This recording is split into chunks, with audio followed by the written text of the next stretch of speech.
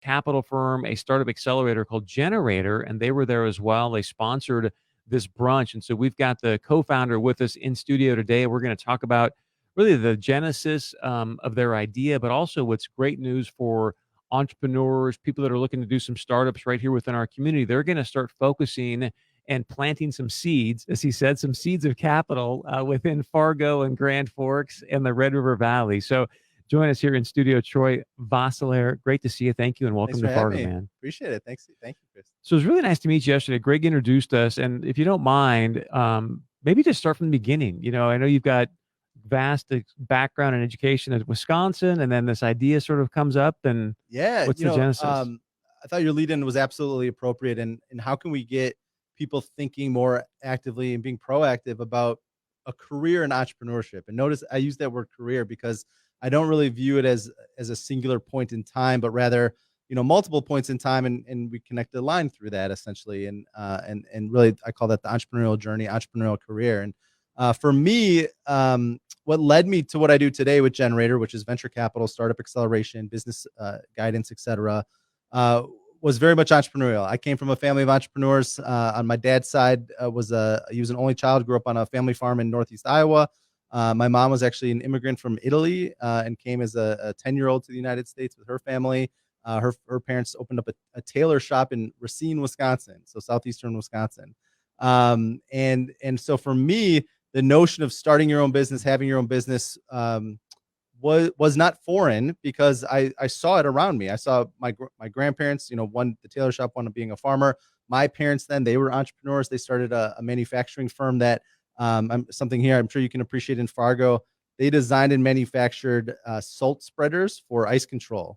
Wow. So the type of thing that bigger than you'd see on the back of a pickup truck, smaller than like a municipal salt truck, but something that would go on a garden tractor, skid steer, John Deere Gator type scenario. So for me growing up, I would visit the factory and myself and my siblings would be called in at different times of the week, different times of the day, at all hours to be an extra set of hands, whether it's licking stamps for a direct mail campaign or twisting a wrench in the back. It was just something I grew up with. So I'll admit and acknowledge, I think that's unique because just empirically, most people work a traditional, let's call it corporate job. And so as kids, we never saw entrepreneurship as this foreign, like ultra risky thing, but rather calculated risk. There's obviously risk involved and trials and tribulations, but that was the start of my entrepreneurial journey. I am originally from Milwaukee, Wisconsin.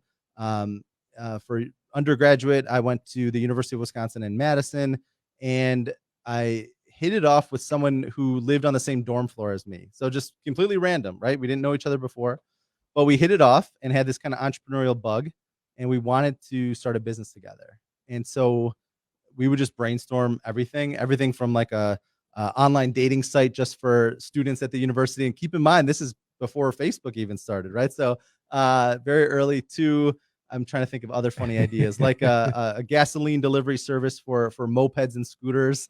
But we never pulled the trigger on any of these things. We didn't have the right, click yet.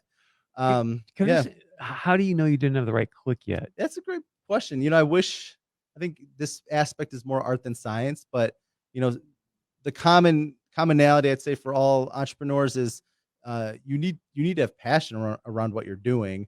And I think that can manifest a couple ways, meaning, do you have kind of unique insight into the problem solution match?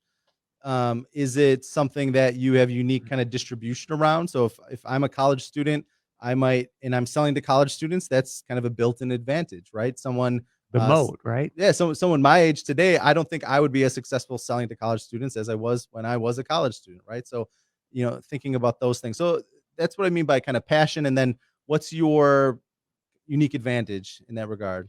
So because of your background, by the way, because Gramps was a tailor, please tell me you've seen House of Gucci.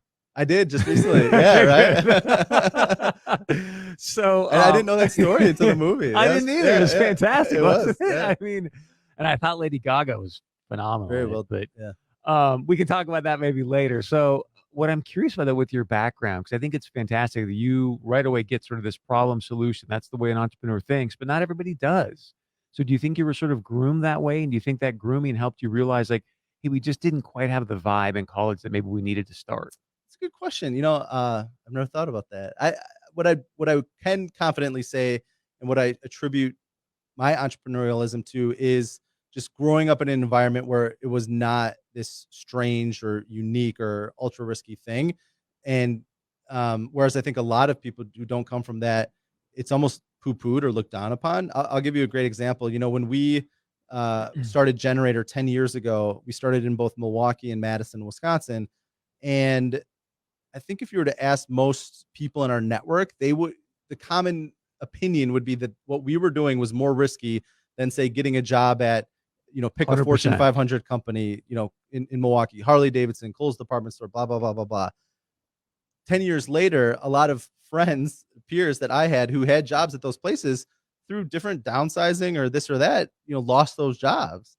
And here we are 10 years later, still growing and still doing well with what we were doing around entrepreneurship. And so when I think about risk, I say I think people have some misconceptions that a traditional path is somehow significantly less risky, and I don't think that's true in many What's cases. so beautiful about this conversation is to watch you process your history and your past. And like you're saying, like the entrepreneurship piece doesn't even seem like a risk to you. And yet your buddies from college did the typical thing. And I think that's just because of the programming of the education system. And so when you look at education today, we're having a bunch of conversations. You heard me open about educational freedom.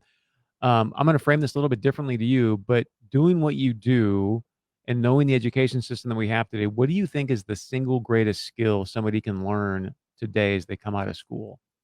I think the trait I would call out is curiosity. And I think you're correct that a lot of the mundaneness of the K-12 education system does not necessarily pull that out. Obviously, there's exceptions and outliers and good programs that do that deliberately. But I think if you just kind of go through the motions, you're not necessarily going to pull those traits out of a child. And just speaking for myself, I really value what I view as a degree of curiosity that has created success and kind of created my own luck throughout that entrepreneurial career I mentioned. How important do you think it is to understand teamwork today? Definitely important. Yeah, very important. Especially if you're having to interact in new and different ways. Obviously, with COVID and a lot of stuff flipping to a virtual environment, that created new challenges in terms of team dynamics, interpersonal communication, coordination, teamwork, etc. I think we're at a point, obviously, with things opening back up, that some people forgot how to act, right? So I think there's going to be a bit of a learning curve with that. But at the end of the day, successful entrepreneurs they're adaptive, right? And you need to adapt to different environments, different scenarios, whether that's face to face in person, whether that's virtual, whether that's talking to people in your own city or a different state or a different country. I think you just got to be adaptive. If you're just joining us, Troy Vosseller is with us. He is the co-founder of a company called Gener8tor. They're a venture capital firm, also a startup accelerator. They are now going to be focused on giving some seed capital, if you will, to startup companies here in Fargo and Grand Forks. Just to back up, because you and I just jumped right in the conversation, share with our audience the distinction between a venture capital firm and a startup accelerator. Sure. So as you mentioned, Gener8tor, we're really both. At the core of what we do is we are a venture capital fund. So we rely on investors who and then we manage that money and invest it into startups. Those startups go through our accelerator program. So for us and for many others, an accelerator program is a time constrained process. In our case, it's 12 weeks. It's a 12-week program. It's a competitive application process. In our model, we select 5 companies at a time. So 5 startup businesses that we narrow down from a competitive applicant pool. Once selected, we're investing in them out of that venture capital fund. So we're investing $100,000 cash into each of those 5 companies. And then we're spending the 3-month period with them working under the same roof, same office.